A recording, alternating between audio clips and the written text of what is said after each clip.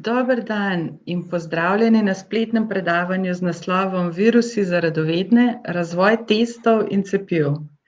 Moje ime je Tina in bom poskrbela, da bo predavateljici pri izvedbi spletnega predavanja danes malce lažje. Predavanje, kot veste, je organizirano v okviru pobude Zavarovalnice Generali, najboljše zavarovanje je tvoje ravnanje. Predavateljica je kot običajno pripravila predavanje za 45 minut, nato pa se bomo posvetili vprašanjem. Veliko smo jih tokrat dobili že ob napovedi predavanja na naši Facebook strani. Pa mogoče za začetek samo preizkusimo, če se slišimo.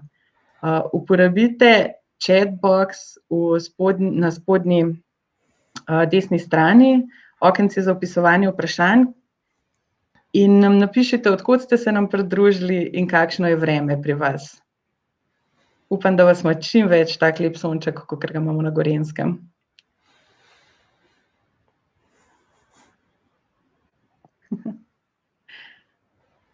No, čisto vsi ga nimate sonca, ampak vseeno.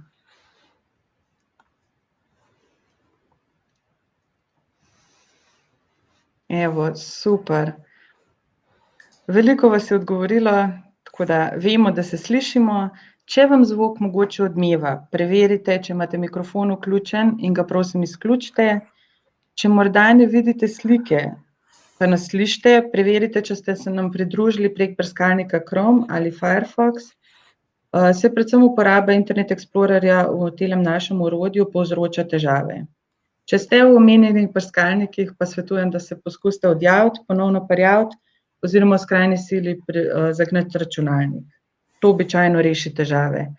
V tokratnem predavanju bo dejansko pomembno tudi, da boste videli, kar predavateljica predstavlja, ker so zadeve prikazane zelo nazorno, zelo plastično, da boste čim bolje razumeli temo, ki dejansko ni najlažja. Zdaj na ekranu imamo pa navodila za tiste, ki morda bi imeli težave z zvokom in ne bi slišali tega, kar sem ravnokar povedala. Počakamo še 2 minutki, če se še kdo pridruži, potem bomo pa dejansko začeli s predavanjem.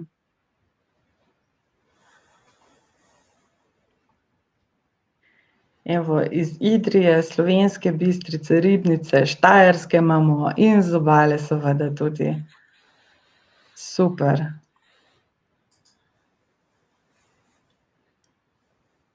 Upam, da ste vsi pripravljeni na tole predavanje, da niste doma zato, ker ste mogoče ravno prebolevate kakšen virus, čeprav pa vas bo še bolj zanimalo, kaj boste slišali danes tukajle.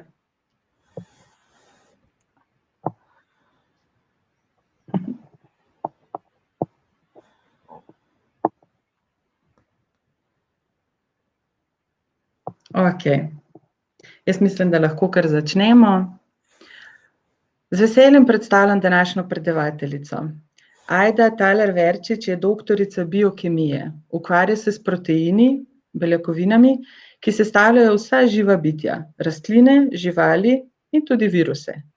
Znanost skuša na razumljiv način približati tudi vsem prijateljem, družboslovcem, zato smo jo danes tudi povabili, da nam teme virusov in cepiv približa znanstveno, ampak na tak način, da bo razumljiv res za vsakogar.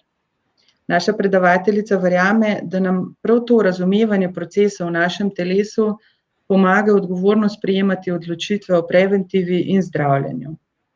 Skozi današnje predavanje bomo raziskovali razvoj in testiranje cepiv, pripravljenih na različne načine. Brez zapletenih besed in vsakomu razumljivo nas bo popeljalo od zgradbe virusov in njihovega vpliva na človeško telo, pojava novih sevov, do delovanja testov, o katerih toliko slišimo v novicah. Predavanje smo res pripravili z namenom, da vam olajšamo spremljanje teh dnevnih novic, saj bomo govorili tudi o cepivih proti COVID-19, ter da se boste na koncu lahko sami odločili, kaj menite o cepivih. Čeprav so cepiva že mnogo let tema, okoli katere se na dolgo in na široko razpravlja, so v zadnjih mesecih še posebej izpostavljena. Bodo omogočila vrnitev življenja, kakršnega smo poznali pred pomladjo 2020 ali ne? Se je priporočljivo cepiti ali ne? No, o tem zadnjem tokrat ne bomo govorili in na takšna vprašanja tudi ne bomo odgovarjali. Vse ostalo boste pa izvedeli. Dr. Ajda Taler Verčič, beseda in ekran sta vaša. Hvala za tale uvod. Pa bi kar začela.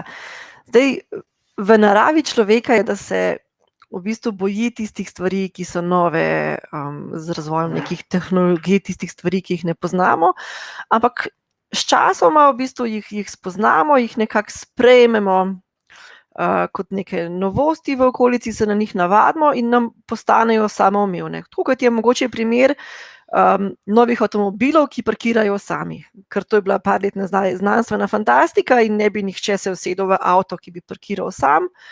Danes je pa že veliko avtomobilov, ki jim nekako damo ukaz, da naj parkirajo in jim zaupamo, da bodo avtomobili v redu parkirali namesto nas.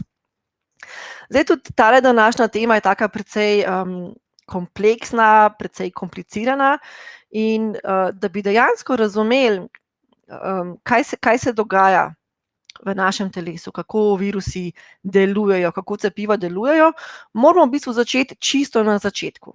In ta čisti začetek so naše celice. Torej, naše telo sestavljajo celice, tukaj je neka taka shema. Celice, lahko si jih predstavljamo kot nek balonček napolnjen z vodo, so v bistvu 3D oblike in so zaključene celoto, obkroža pa jih membrana, sestavljena iz lipidov. In to je pomembno potem kasneje, ko se bomo pogovarjali o sestavinah cepiva. Zdaj, vsaka celica, kot smo rekli, je taka zaključena celota, v kateri se proizvaja energija, se porablja energija, stvari v celici komunicirajo med sabo, tudi celice med sabo komunicirajo. In nekako kontrolni center celice je v bistvu jedro, ki je tukaj le s tole temnejšo barvo označeno in v tem jedru je skrit naš genski material. To je neka taka dolga veriga DNK, jo imenujemo, kjer je skrita informacija za vse proteine, ki se potem nahajajo v naši celici, ki jih naša celica potrebuje za svoje delovanje. In ko se pokaže potreba po nekem določenem proteinu oziroma beljakovini, pa sem jaz bolj navajena uporabljati strokoven izraz protein, takrat se tisti delček dednega materiala, ki nosi informacijo za ta protein, prepiše v mRNK in potem ta zapusti jedro in se tukaj v okolici prevede v protein. In to je v bistvu tisti glavni princip, čemur tudi sledi razvoj cepiv. Potem druga stvar, ki je v bistvu zelo, zelo pomembna za razumevanje, je ta, da se najprej spoznamo s koronavirusom, se pravi s tem virusom, ki nas že skoraj 1 leto straši okrog. Njegovo ime, če ga povemo po angleško, je Severe Acute Respiratory Syndrome Coronavirus 2. Se pravi, in kratica iz tega ven pride SARS-CoV-2. To bi bilo v slovenskem prevodu koronavirus, ki je povezan z akutnim respiratornim sindromom. In zakaj dvojka? Zato, ker je v bistvu že leta 2003 se pojavil prvi SARS virus in ko smo enkrat, ko je začel novi virus lansko leto krožiti okrog in se je v bistvu prebralo njegov genetski material, se je izkazalo, da je dokaj podoben temu virusu iz leta 2003 in zaradi tega je v bistvu dobil enako ime, zraven pa številko 2. V veliko primerih pa povzročitelj bolezni in bolezen sama nista enako poimenovana. In to je tudi v tem primeru, kjer v bistvu virus imenujemo SARS-CoV-2, medtem ko bolezen imenujemo COVID-19, ki tudi izhaja iz angleške besede coronavirus disease. In če povemo po slovensko, v bistvu gre za bolezen, ki jo povzroča koronavirus, ki se je prvič pojavil leta 2019. Od to tudi številka 19 v imenu. Zdaj tukaj vidimo sliko virusa pod elektronskim mikroskopom, kjer v bistvu vidimo tale krog in pa okrog se vidi tako imenovana virusna korona, ki je značilna za koronaviruse. Tukaj imamo še schematsko predstavitev tega virusa, kjer vidimo, da je znotraj skrit njegov dedni material, tako kot ima celica v jedru shranjen pač naš dedni material, ima virus v notranjosti shranjen svoj dedni material. Tole okrog pa je njegova zunanjost, posebej pomemben je v bistvu tale protein, ki je tukaj rdeče barve označen, ki ga imenujemo protein S. In to je v bistvu, tukaj je sicer 2D slika, ne, ampak virusi moramo predstavljati kot neko tako žogico in tole so bodice, ki gledajo ven. In ko vstopi v naše telo, je v bistvu ga naš imunski sistem prepozna po tistem delu, ki je najbolj izpostavljen, se pravi po tistem proteinu, s katerim najprej pridemo v stik. In tukaj je v bistvu na mestu neka primerjava z morskim ježkom. Ker če smo na obali in nas nekdo opozori, glejte, pazite, v morju so morski ježki, tako ga ne boste pohodili, in če bi rekli, joj, pa ne vem, kako izgleda morski ježek, in nam nekdo pokaže sliko iz restauracije, kako izgleda morski ježek, že ko nam ga postrežejo, se pravi samo njegova notranjost, nam to v bistvu nič ne pomaga in bomo še zmeraj tega morskega ježka pohodili. Če nam pa nekdo v bistvu pokaže sliko tega morskega ježka, da vidimo njegove bodice, se pravi tiste njegove najbolj izpostavljene dele, pa rečemo, aha, zdaj pa vem, česa se moram paziti in smo previdni in lahko ustrezno odreagiramo in se nekako ubranimo te nevarnosti, da bi ježka pohodili. Torej, ko se je pojavil nov virus, se je tudi hkrati prebral njegov genom, se pravi njegov dedni material. Zdaj tukaj je prikazan samo začetek tega genoma, ki je sestavljen iz 4 osnovnih enot, ki se potem ponavljajo v določenem zaporedju, in zaradi lažjega sporazumevanja znanstveniki te osnovne gradnike imenujemo s črkami ATCG. Zdaj se pravi, tukaj je res prikazan samo prvi del, ker ta virusni genom je dolg približno 30.000 takih črk. In zdaj vsakič, ko se bo virus prekopiral, ko bo nastal nov virus, se bo teh 30.000 črk moglo v celoti prekopirati. Torej, zdaj tukaj zgoraj, tale sivi del, ki ga kažem, si moramo zdaj predstavljati kot tistih 30.000 črk. In tiste črke zdaj nosijo informacijo za nastanek virusnih proteinov. Zdaj tukaj v tem delu je skrita informacija za ta protein, ki smo rekli, da je kot virusna bodica, protein S, ki najbolj gleda ven. Potem imamo še druge proteine, ki tudi skrbijo za to, da se virus lahko izgradi. V tem prvem delu pa imamo proteine, ki v bistvu pomagajo virusu, da se lahko pomnoži. In torej, vsakič, ko virus vstopi v našo celico, ko se pomnoži, se mora ta njegov celoten genetski material prekopirati, ker tudi novo nastali virus v bistvu potrebuje to celotno informacijo imeti spravljeno. In večkrat, ko se zgodi to kopiranje, torej več, ko je ljudi okuženih, v katerih poteka to kopiranje, večja je možnost, da pride do kakšne napake. Da bo mogoče kakšna črka A nekje manjkala, ali pa da bo mogoče namesto neke črke C se prekopirala črka T. In ta napaka, če se pojavi v ustreznem delu tega zaporedja, lahko vodi do rahle spremembe tega proteina S, in potem bi imunski sistem ne bi več dobro prepoznal ali pa sploh ne bi več prepoznal tega virusa. In tako v bistvu nastajajo novi sevi. In zdaj te napake, ki se pojavljajo, niso vse take, da bojo postali virusi bolj nalezljivi, pa da bo bolezen v hujši obliki. Napake tudi v nasprotno smer nastajajo, da bo virus se težje razmnoževal, da bo manj nalezljiv. Ampak sčasoma v bistvu tisti sevi virusa, ki so bolj, kako bi rekla, ki so nekako poškodovani, mogoče malo defektni, tisti izginejo in nad njimi prevladajo tisti sevi, ki so bolj agresivni.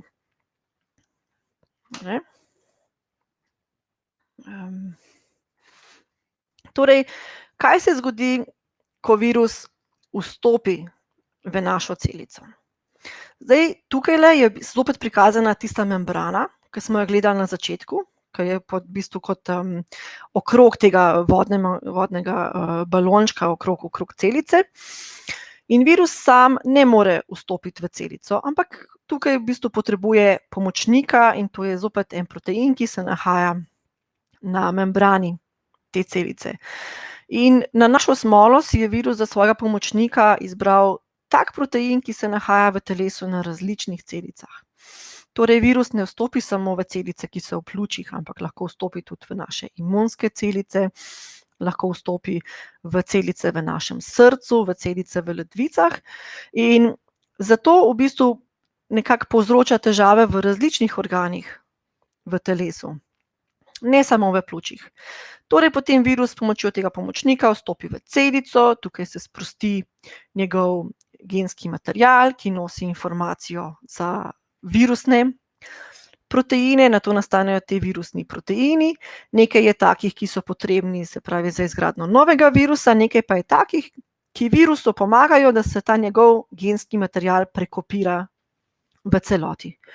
In ko imamo, se pravi, te kopije virusnega genskega materiala, ko imamo proteine, ki gradijo to zunanjost virusa, ki pomagajo pri pakiranju tega genetskega materiala v virus, nastane nov virus, ki se iz celice sprosti in lahko okuži sosednjo celico.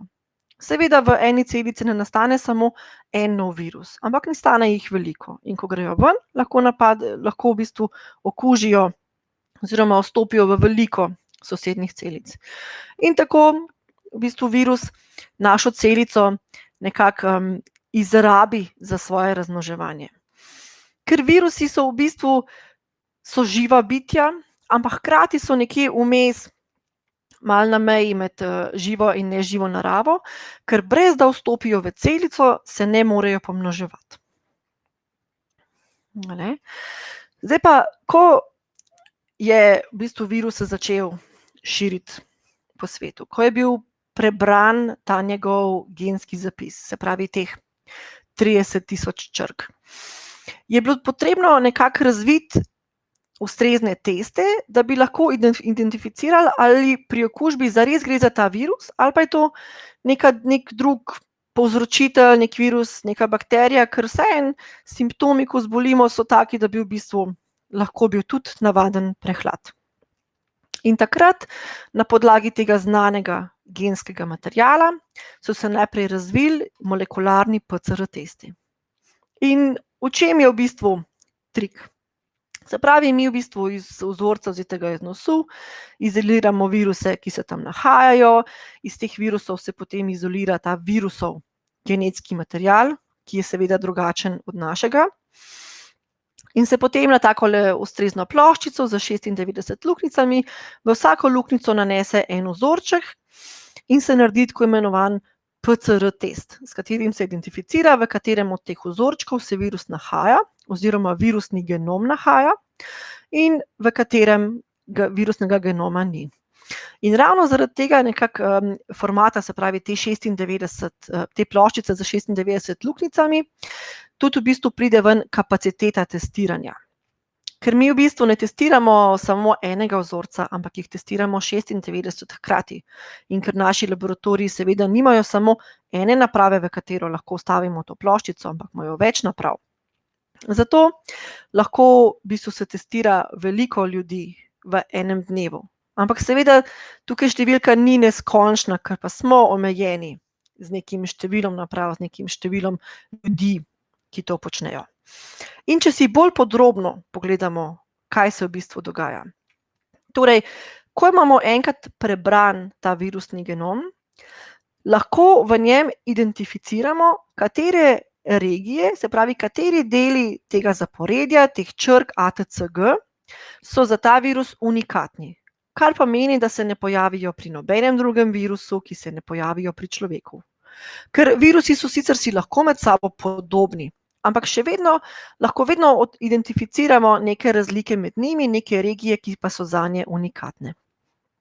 In potem se v bistvu nekako dizajnira nek delček, ki se prilega točno določeni regiji na tem virusu in se ne more prilegati drugemu zaporedju.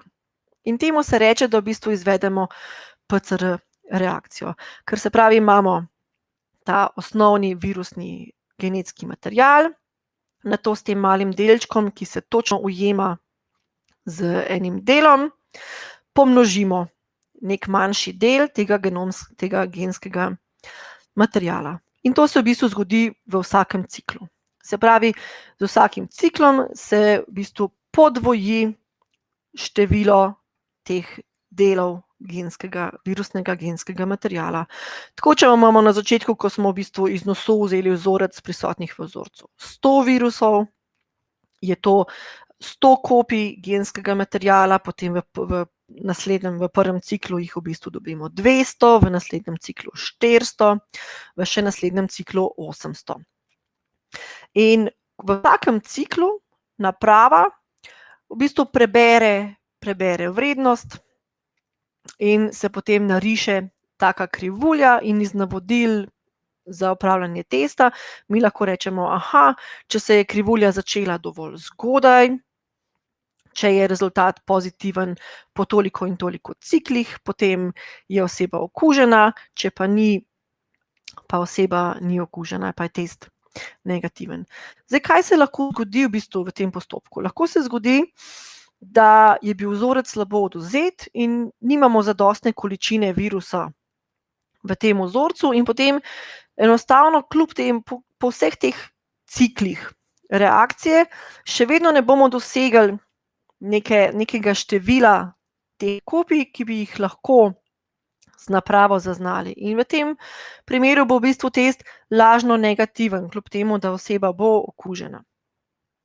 Torej, lahko se zgodi, da je nekdo bolan, pa je v bistvu bolan zaradi nekega drugega virusa. In takrat ne bo prišlo do ujemanja tega malega delčka z virusnim genomom, ker enostavno tega zaporedja ta virusni genom izoliran ne bo vseboval, ker se ta prilega točno s tem koronavirusom.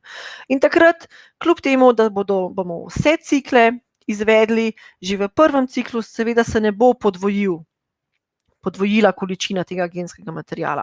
In takrat bo test negativen. In kot sem rekla, je v bistvu to zelo, zelo specifična interakcija, se pravi, res se prepozna določen del. In lahko se nam zgodi, da bo z nekim novim virusnim sevom prišlo do spremembe točno v tem delu. In takrat se bo kar naenkrat pokazalo, da bo zelo veliko ljudi negativnih, kljub temu, da bodo imeli vse znake bolezni. In takrat je treba potem prilagoditi ta test. In hkrati, tudi ker je test tako specifičen, imamo lahko različne teste, s katerimi te različne variante, različne seve virusov identificiramo. Torej, kaj pa hitri antigenski testi?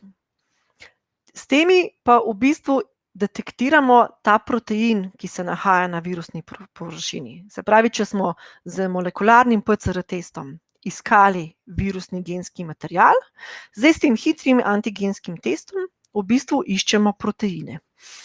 In to je v bistvu nek tak dolg, neke vrste papirček, na eno stran se nanese vzorec in potem v tem delu pride do povezave med protitelesi za ta protein, ki se nahaja na virusu. Vzorec potuje po tem papirčku in zdaj tukaj je testna črta, če se pojavi, je test pozitiven, če se ne pojavi, je test negativen in hkrati ima vsak test kontrolno črto, ki se mora pojaviti, kar pomeni, da test sploh deluje, če te črte ni, test ne deluje. Zdaj to je seveda zapakirano v ustrezno ohišje, kjer se točno pokaže testna črta in kontrolna črta. Zdaj ta test v bistvu izgleda in tudi deluje na zelo enak način, kot deluje test nosečnosti, kjer ravno tako se v bistvu na eno stran vzorca polulamo in potem sta dve črtici pozitiven test, ena črtica pomeni test deluje, ampak je negativen. In tako kot pri testu nosečnosti, v bistvu je test pozitiven šele po nekem tistem začetnem obdobju, ko imamo neko zadostno količino proteina oziroma hormona, ki ga detektiramo, je tudi tukaj. Moramo že imeti neko zadostno količino virusov v sebi, da bo test pozitiven. Zaradi tega vsi pravijo, da če imamo negativen hitri test, to še ne pomeni, da mogoče čez naslednji dan test ne bo pozitiven. In tako kot je pri nosečniških testih veliko proizvajalcev, lahko kupimo test za 1 evro, lahko kupimo test za 15 evrov, se tudi tukaj pojavljajo na trgu razni testi različnih proizvajalcev. Ampak hkrati če test nosečnosti kupimo za 15 evrov, nismo v bistvu nič bolj noseči, kot če kupimo tisti test za 1 evro, za 1 evro. Če je pač pozitiven eden ali pa pozitiven drug. Ja, torej, to je v bistvu ta glavna razlika med tema dvema testama. In zdaj, če jih še nekako grafično primerjamo med seboj, te teste. Zdaj, tukaj imamo prikazano takole za sivo to območje, v bistvu čas, ko smo prišli v stik z virusom. Zdaj, kot vemo, je ta virus take vrste, da se simptomi pojavijo šele nekaj časa potem, ko pridemo v stik z virusom. In v bistvu v tem vmesnem obdobju je tisto nekako najbolj nevarno obdobje, ko ne vemo, da smo okuženi, imamo stike z drugimi ljudmi, brez slabe vesti, nič krivi, nič dolžni, ampak hkrati lahko nalezemo še koga drugega, ki bo mogoče bolj nasankov kot mi, kar se tiče simptomov. In zdaj, kot smo rekli, PCR testi, z njimi detektiramo virusov genetski material in za izvedbo teh testov potrebujemo že zares neko majhno količino tega genetskega materiala. In zato so zelo zanesljivi, kar se tiče potrditve okužbe in hkrati še nekaj časa, v bistvu po preboleni okužbi, ko se naša pljuča še čistijo in niso več prisotni virusi, ampak so še prisotni deli tega virusnega genetskega materiala, bo test še pozitiven. In to je tisto, kar se v bistvu najverjetneje zgodilo zdaj našim rokometašem v Egiptu, ko smo imeli 2 rokometaša, ki sta bila po preboleni bolezni, nista bila več bolna, ampak njun PCR test je bil pa še vedno pozitiven. Ker so bili še vedno prisotni ti delčki virusnega genetskega materiala.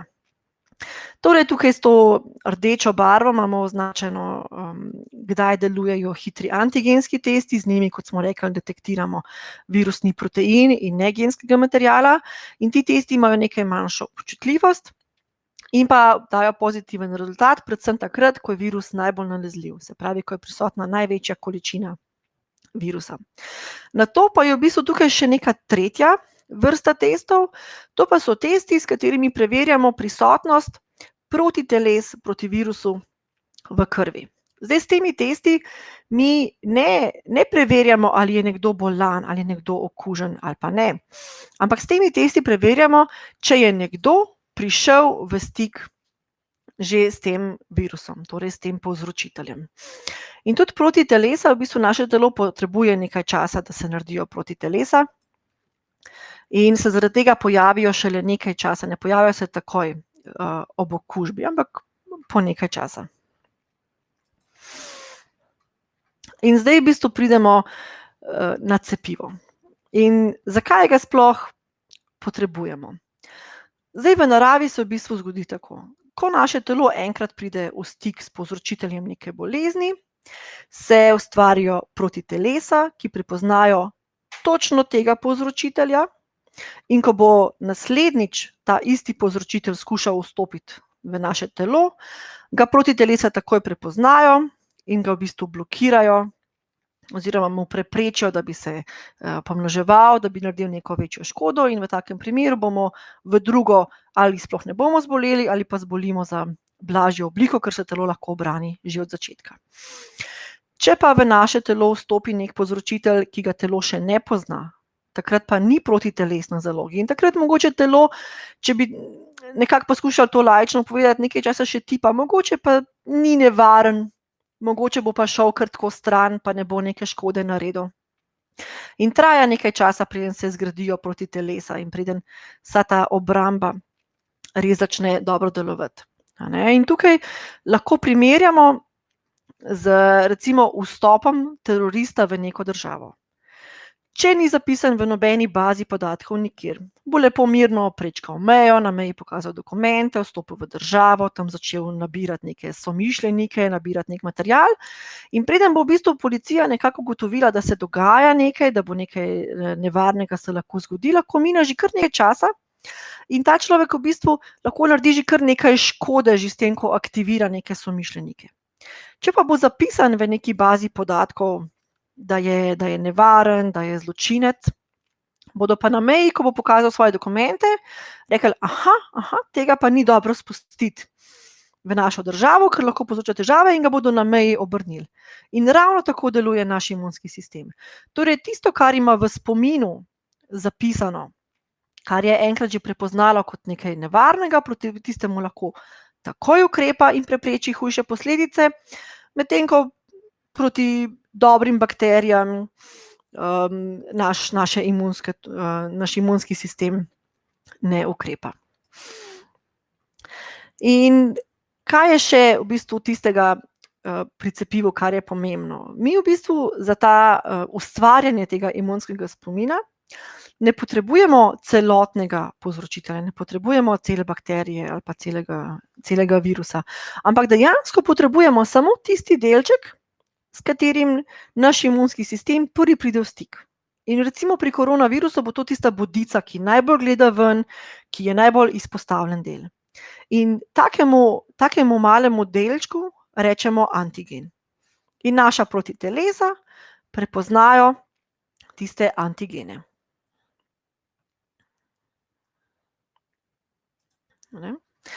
Zdaj, cepiva so lahko zelo različnih vrst, lahko so pripravljene na različne načine in nekako v grobem jih razdelimo v 3 vrste.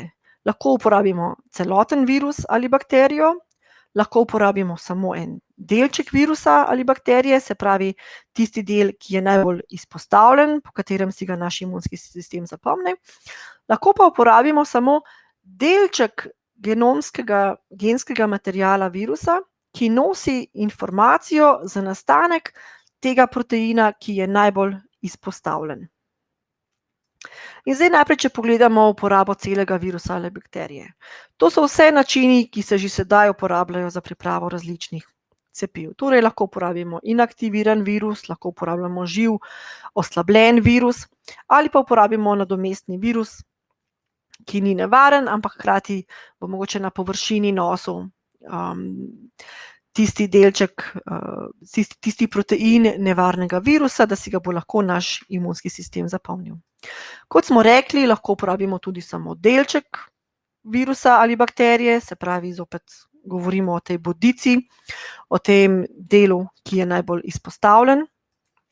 Kar pa je v bistvu novo, je pa uporaba genetskega materiala, ki nosi informacijo za nastanek tega proteina na površini. Zdaj, kot smo videli čisto na začetku, ko smo si pogledali, kako izgleda naša celica in kako deluje naša celica. Se pravi, smo rekli, v jedru imamo naš genetski material, takrat, ko celica potrebuje nek protein, se bo informacija, se pravi, en majhen delček našega genetskega materiala, ki nosi informacijo za ta protein, prepisal v mRNK, zapustil jedro in potem znotraj celice služi kot informacija za nastanek proteina, ki ga takrat potrebujemo. In tukaj pri v bistvu tej novi tehnologiji priprave virusa se je v bistvu ta sistem izkoristilo.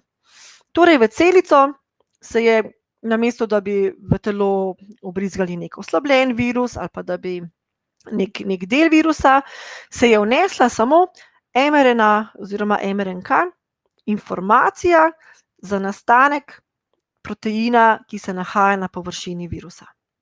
In to je v bistvu to novo mRNK cepivo. Zdaj, tudi ta tehnologija v bistvu ni taka, da bi rekli, da se je razvila v zadnjem letu. Ampak to se je že več let razvijalo na ta način, da bi pripravili cepiva za različne vrste raka, le da še niso bile končane vse klinične faze, da bi cepivo bilo že odobreno. In tudi, ko se je v bistvu pojavil na svetu novi koronavirus, ko se je izkazalo, da bo v bistvu predstavljal veliko zdravstveno, veliko ekonomsko težavo za cel svet, so nekako znanstveniki po celem svetu, po različnih inštitutih, farmacevtskih podjetjih, nekako začeli delati, kako bi rešili ta problem, kako bi ustvarjali novo cepivo. In nihče se ni tega lotil na popolnoma nov način. Ampak vsak je v bistvu se držal tistega, kar najbolj zna. Če je neko farmacevtsko podjetje do zdaj pripravljalo cepiva za viruse, ki jih poznamo že iz preteklosti in je to delalo na način, da je pripravilo oslabljen virus, je tudi sedaj seveda uporabilo isto taktiko, zaradi tega, ker v podjetju imajo znanje za to, imajo laboratorije za to, imajo tehnologijo, proizvodni obrat je temu prilagojen, tako da je v bistvu vsak se je lotil težave, rešitve problema na tak način, ki ga najbolj pozna. In kaj je v bistvu nekako najpomembnejša sestavina cepiva? Kot smo rekli, ne potrebujemo celotnega povzročitelja, ampak je že zadosti ta mali delček, po katerem imunski sistem prepozna povzročitelja, proti kateremu se mora boriti. In temu rečemo antigen in to je v bistvu najpomembnejša sestavina cepiva. Vse ostale sestavine v bistvu skrbijo za to, da je ta mali delček, da je dovolj stabilen, da pride v telesu na pravo mesto in da se lahko imunski sistem ustrezno nanj odzove. Kako pa izgleda razvoj cepiva? Razdeljen je na več stopenj. Najprej seveda je potrebno v laboratoriju nekako dobiti idejo in to idejo realizirati. Nato, ko imamo nek produkt v rokah, se začne testiranje, ki poteka najprej na celicah, poteka na živalih. In šele, če je tukaj vse v redu, če ni nekih hujših nekih težav, takrat se lahko začnejo klinične študije, ki jih zdaj podelimo na prvo, drugo in tretjo.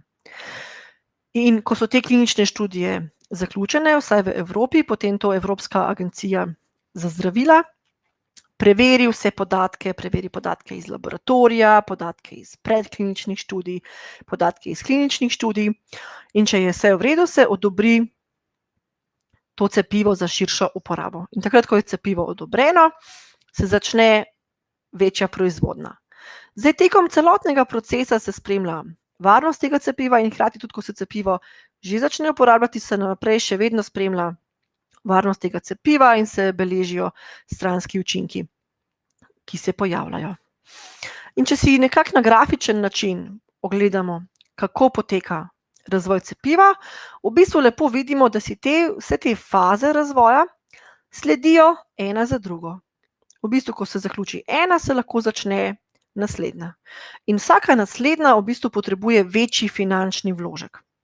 Tako da je bilo to pred leti, so res lahko leta pretekla, preden je neko cepivo prišlo na trg. Sploh pomemben je tale tukaj le končni del. Kot vemo, za vsako veliko proizvodnjo pridajo veliki stroški in zato nihče ne bo v bistvu nekako zagnal te velike proizvodnje, dokler nima dovoljenja, da res tisto, kar proizvaja, lahko da na trg. Zdaj, če si pogledamo pa te klinične faze, kot sem rekla, prva, druga in tretja. V bistvu v prvi fazi, se pravi, to je sledi takoj poskusom na živalih, je testirano zelo majhno število ljudi. In če je tam vse v redu in nima nihče nekih hudih stranskih učinkov, takrat se aktivira večje število ljudi in je to potem druga faza in tukaj po končani drugi fazi se zopet preveri, kaj se dogaja in temu sledi tretja faza in če cepivo gre uspešno skozi vse tri faze testiranja, je potem šele odobreno za širšo uporabo. Kaj pa se dogaja med tem testiranjem? V bistvu pri vsakem testiranju se ti ljudi, ki v bistvu sodelujejo v fazi testiranja, razdeli v dve skupini. Ena skupina je tista, ki dobi dejansko cepivo in druga skupina je tista, ki dobi tako imenovani placebo. Oziroma lahko bi recimo rekli tudi fiziološko raztopino. Nekaj, kar ima popolnoma nobenega učinka na telo. Zdaj, ljudje v bistvu ne vejo, v katero skupino so uvrščeni, zato da ne bi zaradi te informacije spremenili svojega obnašanja in na koncu vplivali na rezultate tega testiranja. In tukaj imamo grafično prikazano, koliko ljudi iz posamezne skupine je med testiranjem zbolelo zaradi virusa. Se pravi, tole modro so prikazani tisti, ki so bili cepljeni in tukaj le rdeče imamo tiste, ki so sicer bili cepljeni, ampak so dobili placebo. Zelo pomemben je tale prvi del grafa, ki v bistvu kaže, da se obe krivulji popolnoma pokrivata. To pa zato, ker cepivo potrebuje nekaj časa, oziroma ne cepivo. Naš imunski sistem potrebuje nekaj časa, da naredi proti telesa, da lahko potem zgradi zaščito proti temu povzročitelju. In tisto, kar se je v bistvu v začetku leta zgodilo v naših domovih upokojencev, da so ljudje zboleli po cepljenju, so v bistvu zboleli, ker so bili v tem delu, v tem časovnem obdobju. Zdaj, bodisi so se okužili tik pred cepljenjem in še ob cepljenju niso kazali nobenih znakov, nihče ni vedel, da so že okuženi in da bodo zboleli, ali pa so se okužili v vmesnem obdobju, ko v bistvu zaščite cepivo še ne nudi. In tudi takrat, če pridemo v stik z virusom, bomo v bistvu zboleli enako, kot če ne bi bili cepljeni. Hkrati pa seveda nobeno cepivo ni 100%, nobeno cepivo ne nudi 100% zaščite in zato tudi vidimo, da ta v bistvu modri del krivulje ni čisto spodaj, ampak je vseeno dvignen na grafu. Torej, tukaj pa zdaj prikazano, zakaj smo v bistvu lahko do novega cepiva prišli v enem letu, ne pa recimo v 10 letih. Prej smo si pogledali, kako si vse te faze sledijo lepo ena za drugo in vsaka v bistvu tukaj le črtkano potrebuje neko novo, mogoče bi lahko rekla, finančno injekcijo za svojo izvedbo. Zdaj, v tem primeru, v našem primeru, v lanskem letu, ko pa se je v bistvu izkazalo, da bo zaradi tega virusa nastala ogromna ekonomska škoda po svetu, da bo veliko ljudi umrlo, pa se je skušalo te procese pospešiti. Pospešilo se jih je z velikim finančnim vložkom, z velikim številom vpletenih znanstvenikov in s tem, da so v bistvu te faze lahko že vsaj deloma potekale vzporedno. In tudi ta velik finančni vložek je v bistvu podjetjem omogočil, da so naredila veliko proizvodnjo cepiva, še prednje je bilo cepivo odobreno, ker so vseeno imeli neko garancijo, da tudi če na koncu cepivo ne bo odobreno, bodo dobile povrnen večji del teh stroškov, ki so jih imele s proizvodnjo. In to je v bistvu omogočilo, da je to cepivo na trg prišlo tako hitro, ampak hkrati nobena od faz ni bila izpuščena. Vse faze so bile ravno tako kot v preteklih letih pri razvoju drugih cepiv. In hkrati tukaj se po teh fazah, ko smo rekli, ko se zaključijo predklinične faze in zaključi klinično testiranje na ljudeh, takrat je prej Evropska agencija za zdravila preverila vso dokumentacijo, kaj se je tekom tega testiranja dogajalo z novim cepivom. Tukaj v tem primeru pa je v bistvu vso to dokumentacijo Evropska agencija za zdravila spremljala že sproti in je zato na koncu pred odobritvijo lahko potekal krajši čas. Torej, v Evropi trenutno se lahko oziroma imajo dovoljenje za uporabo 3 cepiva. Prvi 2, cepivo BioNTecha in cepivo Moderne, sta dokaj podobni in obe vsebujeta to mRNK cepivo, tehnologijo, kjer v bistvu se pravi mRNK, ta krajši del informacije za izgradnjo virusnega S-proteina, vnesemo v celico, celica ta protein naredi, zato ker ne ve, da je ta mRNK prihaja od odzunaj, ker misli, da je to pač neka mRNK, ki se nahaja v celici, kjer je pač informacija za nastanek nekega proteina in na to lahko naš imunski sistem odgovori na ta virusni protein S, zgradi proti telesa in naslednjič, ko pridemo v stik s tem virusom, bo telo že prepoznalo povzročitelja. Tretje cepivo, ki je v bistvu zadnje odobreno za uporabo, je pa cepivo AstraZeneca, to pa temelji na drugačni tehnologiji in sicer imamo to v bistvu adenovirus, ki prav tako nosi v tem primeru DNK zapis za isti protein, kot ga nosi ta obe cepivi, ki uporabljata mRNK tehnologijo. Bomo si grafično pogledali, kaj se to pomeni. Torej, če pogledamo sestavine teh cepiv, ki se trenutno uporabljajo, bomo videli, da so si cepivi, ki vsebujeta mRNK zapis za protein S, zelo, zelo podobni, v obeh primerih gre za to, da imamo, se pravi, eno kratko mRNK z zapisom za S-protein, ki je zapakirana v tak lipidni mehurček. In to je zaradi tega, ker imajo naše celice membrano iz lipidov, da lahko ta mRNK vstopi v našo celico in tam služi kot informacija za izgradnjo proteina. Ostale sestavine so v bistvu namenjene temu, da cepivo lahko hranimo in da ga lahko transportiramo in da se sestavine v cepivu v bistvu dobro počutijo, da se ne pokvarijo medtem, ko je bilo cepivo pripravljeno v tovarni in takrat, ko smo mi cepivo dobili. Zdaj, njuna velika slabost je v tem, da je ta mRNK molekula zelo občutljiva, zelo krhka. In zato je to cepivo shranjeno pri -80 stopinjah, zato ima kratek rok uporabe, zato mora biti v celoti porabljeno takoj, ko se ga v bistvu raztopi.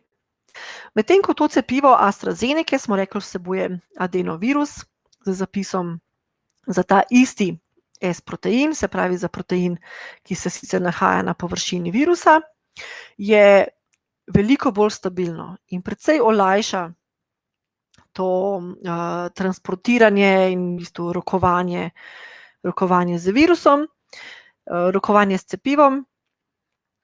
In zdaj si bomo še pogledali, kaj se v bistvu zgodi, ko to mRNK cepivo vstopi v našo celico. Torej smo rekli, ta mRNK je v bistvu spravljena v takem lipidnem mehurčku, ker so ti lipidi v bistvu sestavina tudi naše celične membrane, se tako zlijajo z membrano, da lahko ta mRNK vstopi v celico in tukaj služi kot informacija za nastanek virusnih proteinov in nato jih telo prepozna kot proteine, ki jih ne pozna, proteine, ki so tuji in proti njim zgradi protitelesa, da lahko naslednjič ustrezno odreagira. In če si še bolj v bistvu podrobno pogledamo primerjavo teh različnih cepiv. Kot smo rekli, se pravi pri mRNK cepivu, to sta cepivi BioNTecha in Moderne, imamo tako lipidno kapljico, v kateri je spravljena mRNK, ta v bistvu pride do celice, se zlije z njeno membrano, mRNK vstopi v celico in služi kot informacija za nastanek virusnih proteinov. Zdaj cepivo AstraZenece in enako tehnologijo uporablja tudi rusko cepivo Sputnik 5 in pa cepivo Johnson & Johnson, uporablja adenovirus. To je virus, ki človeku ni nevaren, ki ne povzroči nobene bolezni pri človeku in se v bistvu uporablja kot nek dostavni sistem, v bistvu kot ovojnica, kot kuverta, s katero bo zdaj ta ustrezna informacija za nastanek virusnega proteina dostavljena v celico. Ta vsebuje DNK zapis za virusni protein, ki ga dostavi do jedra celice, kjer se ta DNK prepiše v mRNK, ki izstopi iz jedra in od tukaj naprej se zgodi popolnoma enako, kot se zgodi pri cepivu z mRNK. Tukaj se pravi, se ta mRNK prevede v proteine in nato lahko naš imunski sistem na te proteine odgovori. Seveda, kot smo rekli že prej, se je vsako podjetje, vsaka inštitucija, ki se je lotila razvoja novih cepiv, tega lotila na tisti način, ki ga najbolje zna, ki ga najbolje obvlada. In zato imamo tudi za koronavirus, po svetu se uporabljajo različna cepiva, naprimer kitajsko cepivo Sinovac, tam gre za inaktiviran koronavirus in tukaj je pa še en primer cepiva Novavax iz ZDA, kjer pa se v bistvu uporablja samo te proteine, se pravi, se ne vnese niti inaktiviran virus ali oslabljen virus, se ne vnese niti informacija za nastanek virusnega proteina, ampak se dejansko vnese v telo že virusni protein, da se potem spodbode ta imunski odziv. In s tem bi v bistvu jaz zaključila današnje predavanje in bi mogoče na koncu povedala samo še to, da nekako, če se postavimo v kožo virusa, virusov namen ni, da bi ubil svojega gostitelja. Torej, virus nujno potrebuje naše celice, da se lahko razmnoži.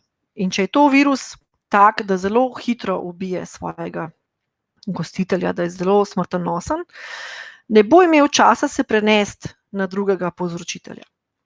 Tako da virusu je v bistvu v interesu, da je nekje ravno prav nekako nenamerno škodi svojemu povzročitelju, da se lahko množi, in s tem skrbi nekako za razvoj svoje vrste. Tako da in to bi bilo v bistvu vse. Zdaj pa še čas za vprašanja. Najlepša hvala, dr. Taler Verčič. To je bilo res zelo zanimivo, zelo nazorno. Mi smo tudi ogromno vprašanj, ampak bi za začetek vseeno izpostavila par vprašanj, ki smo jih dobili že pred predavanjem. Se pravi, zelo zanimivo je bilo, ko smo vabili na spletno predavanje, se je pojavilo vprašanje, da pri cepivu, o katerem zdaj govorimo, se pravi o cepivih proti COVID-19, ne gre za cepivo, pač pa gensko terapijo. Kaj pravite na to? V bistvu se bom zdaj vrnila, se pravi, eno sliko nazaj. Pri genski terapiji gre za to, da je nek gen, se pravi nek del našega genskega materiala je okvarjen, se pravi neka informacija mogoče za nastanek proteina, ki nujno potreben, manjka, in je to informacijo, ta del DNK potrebno popraviti, potrebno zamenjati. Zdaj ta postopek ni enostaven, niti ni poceni. Zato vsi vemo, kako je cela Slovenija nabirala v bistvu denar, da je lahko ta deček Kris prejel dejansko gensko terapijo, ki mu bo naprej omogočila čim bolj normalno življenje.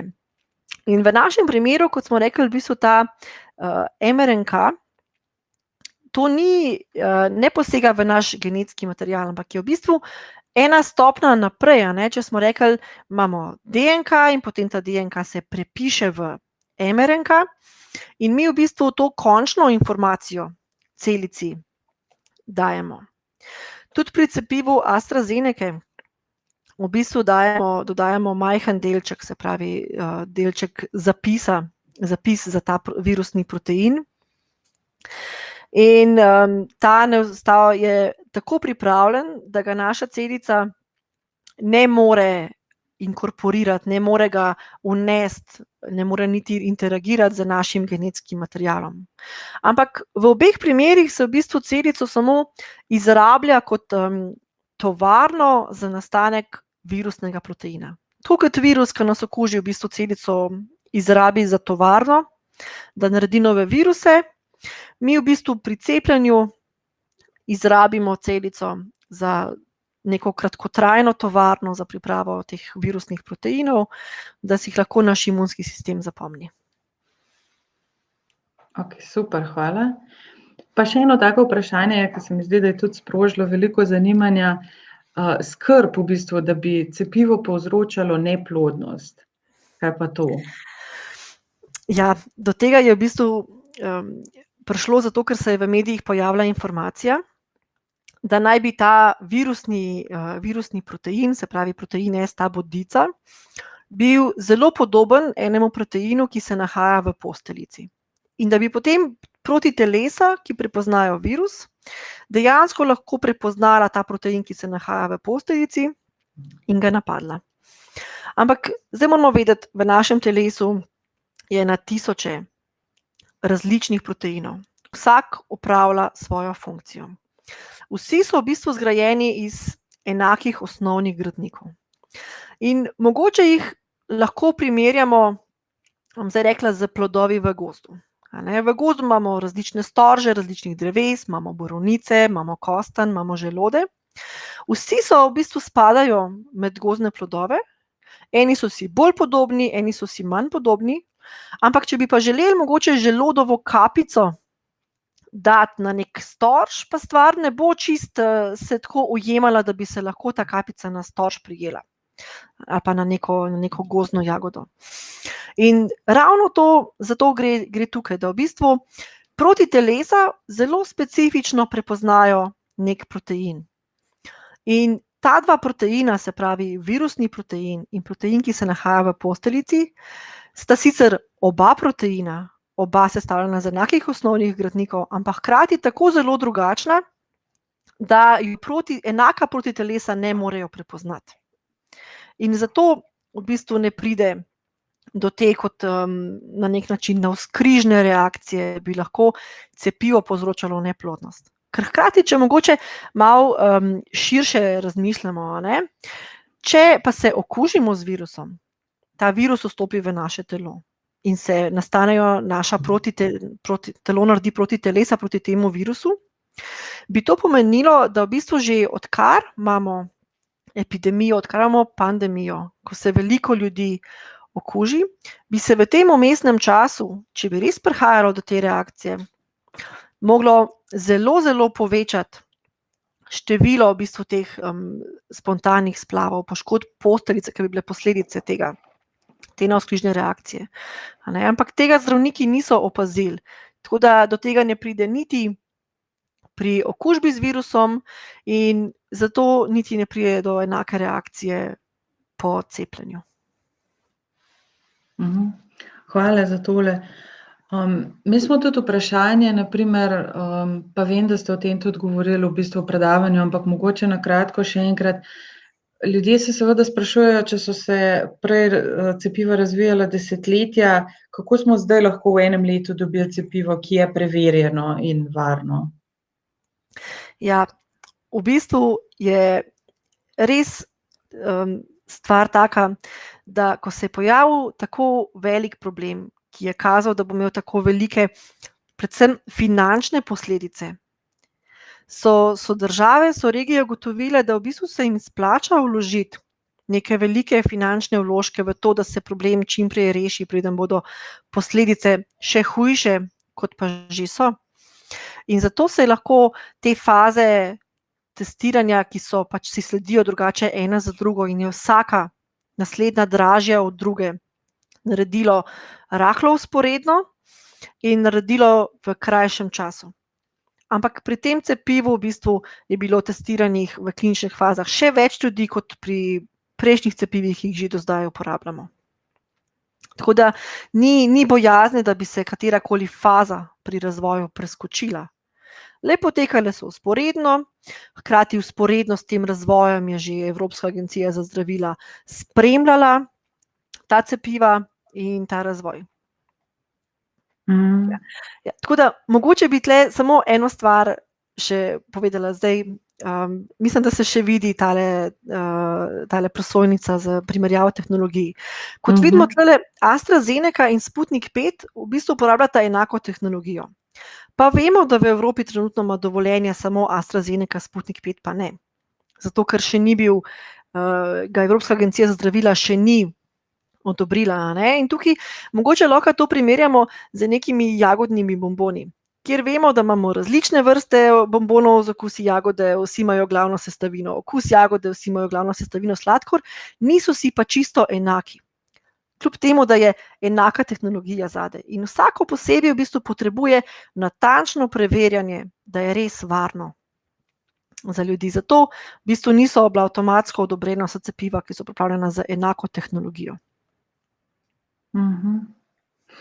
Od česa je pa odvisno, pač potem, ko smo cepljeni, kako dolgo neko cepivo deluje?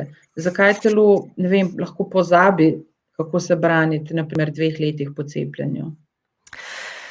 Tukaj je v bistvu različno od cepiva do cepiva in hkrati tudi razlika od bolezni do bolezni. Ker pri nekaterih boleznih se v bistvu povzročitelj s časoma spreminja. In to je v bistvu tudi v tem našem primeru, kjer prihajajo novi sevi. Trenutna cepiva, ki so razvita, so v bistvu razvita proti tistemu sevu, ki se je prvi pojavil. In zdaj s časoma, če bodo prišli drugi sevi in to cepivo, v bistvu ta protitelesa, ki nastanejo po cepljenju, ne bodo več prepoznala tega virusa, tega proteina, ker bo rahlo drugačen, potem bi potrebovali še ponovno cepljenje z malo spremenjenim cepivom, da bi lahko to prepoznali. Kaj pa pri cepivih, ki se recimo cepijo v rundah, a lahko zbolimo recimo med prvim in drugim cepljenjem? Zopet je odvisno od cepiva.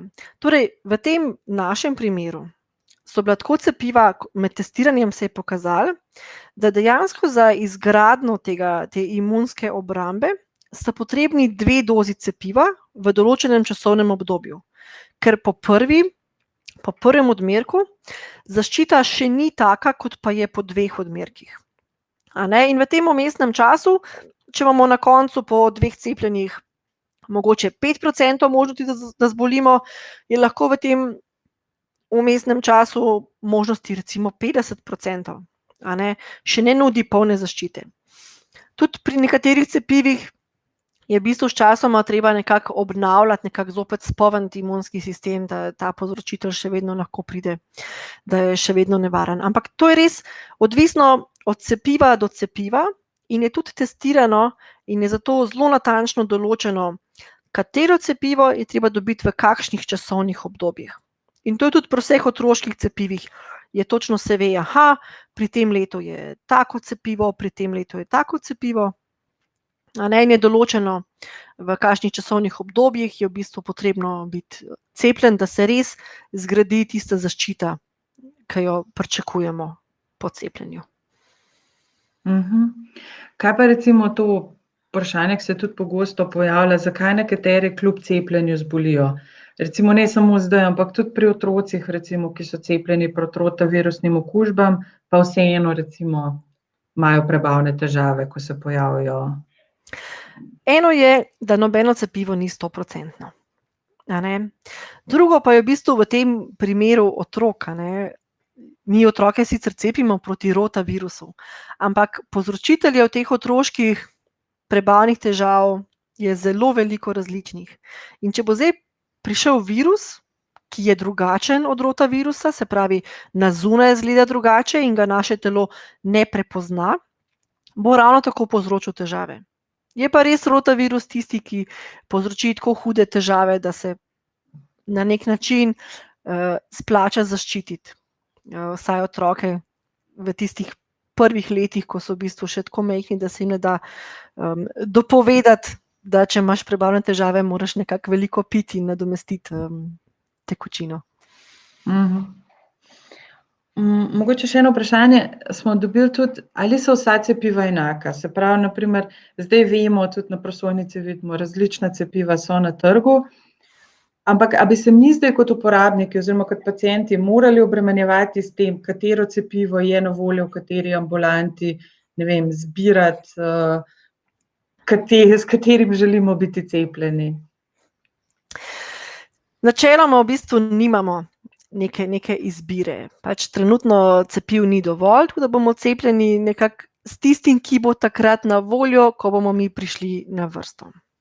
Vsa cepiva, ki so odobrena, pomeni, da so varna, ko gredo na trg, in pomeni, da nudijo neko tako zaščito, da se nam nekako splača, se pravi, da ali bomo zboleli za blažjo obliko ali pa sploh ne bomo zboleli. Je pa res, kar se je pokazalo zdaj pri tem hitrem razvoju cepiv, da sta prvi 2 cepivi, ki sta bili odobreni za uporabo v Evropi, obe narejeni na podlagi enake tehnologije. Se pravi, za uporabo te mRNK zapakirane v lipidne kroglice. In verjetno bo sčasoma, to bo sicer čas pokazal, to postala nekako prevladajoča tehnologija pri pripravi novih cepiv, ker se je izkazalo, da je to najhitrejša metoda in da je to cepivo, ki ima manj sestavin kot ostala cepiva.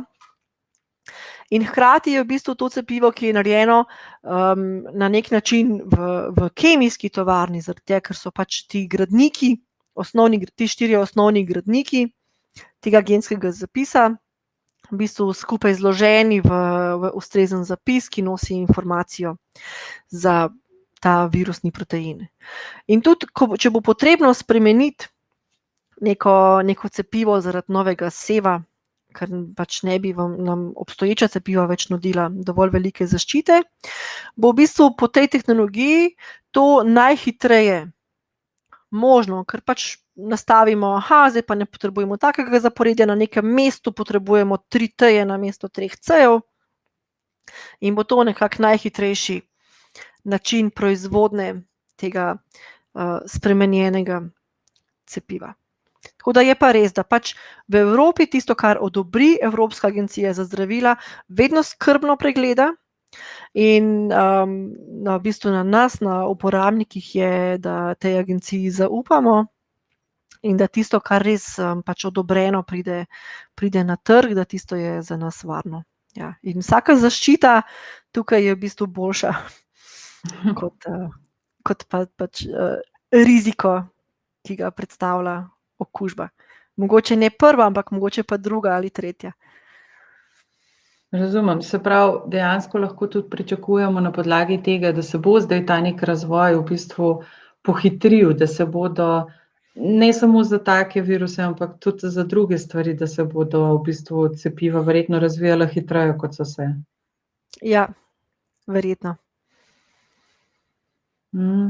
Zdaj, bilo je kar precej vprašanj tudi o tem, kako je s cepljenjem v primeru različnih stanj, bodisi alergij, nekih prehrambenih zadržkov, kakorkoli. Kje ljudje najbolj poiščejo v bistvu nasvete prav za svojo konkretno situacijo, ker tlele smo jih imeli res veliko, da ne bi zdaj vseh obdelovali? Ja, vedno je v bistvu tisti zdravnik, ki vodi nekega pacienta, najbolj seznanjen z njegovim stanjem. Pa mogoče to niti ni osebni zdravnik, ki v bistvu pokriva nekako vse težave, ki jih ljudje imamo, bo to specialist za neko točno določeno bolezen, neko bolezensko stanje ali pa neko alergijo in on je v bistvu tisti, ki bo lahko vedel, kakšna zdravila človek prejema, ki bo vedel, ali ima človek, ne vem, neke take težave z imunskim sistemom, ali karkoli, in ta v bistvu specialist je tisti, ki bo lahko povedal, če je kakšen zadržek glede cepljenja.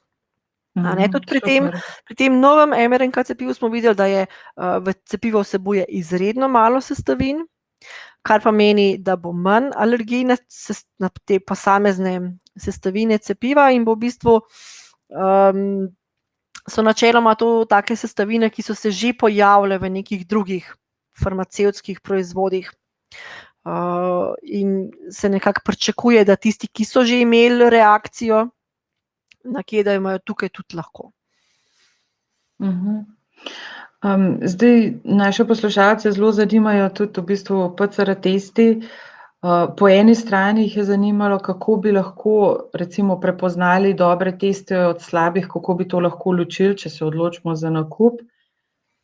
Pa tudi recimo, koliko dni po sumu na okužbo je najboljše narediti test, da bo rezultat najbolj zanesljiv. Ja, zdaj, PCR test je tisti test, ki ga v bistvu izvajajo v posebnih laboratorijih, ker potrebujejo posebno laboratorijsko opremo in posebno znanje. Tudi tukaj so verjetno mišljeni hitri antigenski testi. Se pravi, tisti, ki nekako izgledajo kot test nosečnosti, ki so nam bolj blizu. Tukaj v bistvu nimam odgovora na to, kateri test bi bil boljši. Tukaj pač proizvajalci nekako testirajo, vsi nekako garantirajo neko učinkovitost testa. In hkrati pri teh testih smo videli, takrat, ko je bil pokazan grafični prikaz, da pokažejo pozitiven rezultat takrat, ko je virusa največ. Takrat, ko smo v bistvu najbolj kužni. In zato tudi nima smisla v bistvu tak test izvajati takoj potem, ko smo bili z nekom v stiku. Vemo, mogoče čez 2-3 dni. In v tem časovnem oknu nekako naj bi se ljudje obnašali, kot da smo okuženi in poskušali čim bolj zmanjšati te stike z drugimi ljudmi. Je pa velika prednost teh hitrih antigenskih testov, da so poceni, da dajo hiter rezultat in da v bistvu nekako se manj obremenjuje te specialne laboratorije, v katerih se PCR testi izvajajo. Zdaj, glede na to, da smo že kar zelo prekoračili čas, mogoče še zadnje vprašanje. Se pravi, če bi cepivo dobila že okužena oseba, ne vemo, da je okužena, ali je potem prejela preveč virusa, lahko prejmeš preveč virusa? V bistvu s cepivom ne prejmeš virusa, a ne? V našem primeru v bistvu prejmeš samo informacijo za nastanek virusnega proteina. In tega je veliko manj, kot pa mi prejmemo virusa od nekoga, od katerega se okužimo. In tudi hkrati smo videli, mogoče bom sam tlele mičkeno šla nazaj,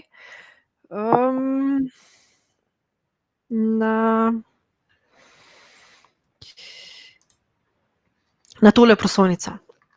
Torej, da v bistvu nastane virus, v našem telesu, in da se lahko virus razmnožuje, dejansko potrebujemo in celoten virusov genetski material in proteine, da se virus izgradi, se pravi, da lahko nastane ta njegova ovojnica. In to se zgodi, če se mi okužimo, če se mi nalezemo od nekoga. Takrat, ko pa smo mi cepljeni, pa v bistvu se ne vstavi v telo tega celotnega genetskega materiala.